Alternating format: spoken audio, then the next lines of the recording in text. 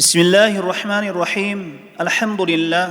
Ve salatu ve selamu ala Resulillah ve ba'd. 60. hadis. An Enes'in radıyallahu anhu anin Nebiyyi sallallahu aleyhi ve sellem kal: La yu'minu ahadukum hatta yuhibbe li ahihi ma yuhibbu li nefsihi. Muttefakun aleyh. Enes radıyallahu anhudan rivayet kılınat.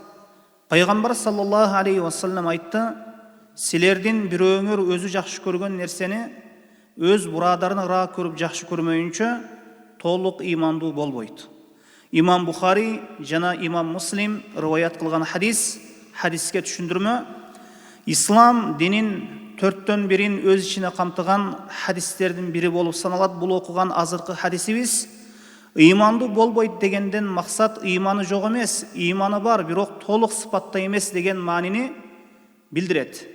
Ыймандын толуктугу киши өзү жакшы көргөн нерсени мусулман бурадарына ра көрүп жакшы көрүүсүндө экен.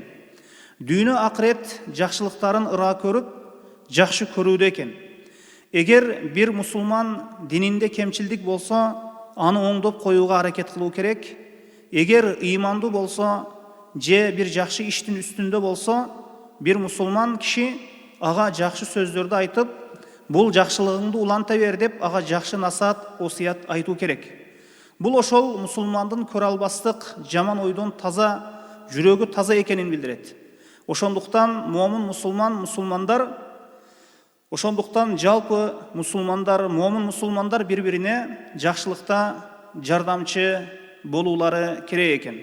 Хадистен алына турган пайдалар: биринчи пайда, кишинин ыйманы толук болбойт экени өзү жакшы көргөн нерсени жана жакшы амалдарды өз бурадарына ыра көрмөйүнчө. Анткени момундардын баарысы бир денеге окшойт. Хадистен алына турган экинчи пайда: кичпейил болууга, жакшы кулк мүнөздөргө үндөө болду, чакыруу болду. Мындай болбосо киши өзүнүн жакшы көргөнүн башка бир бурадарына ыра көрбөйт. Бул нерселердин баарысы нафси каулоо менен күрөшүүдөн кийин пайда болот. Хадистен алына турган үчүнчү пайда: хадисте дагы бир пайда көрө албастыктан кайтаруу бар.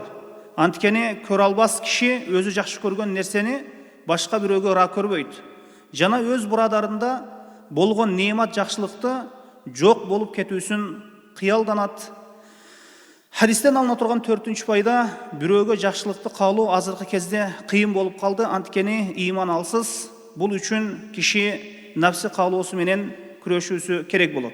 Хадистен алына турган бешинчи пайда: мусулмандардын баарысы бир тууган экенин бул хадистен түшүнсөк болот. Анын улуту, тили кандай болуусуна карабастан. Wallahu a'lam.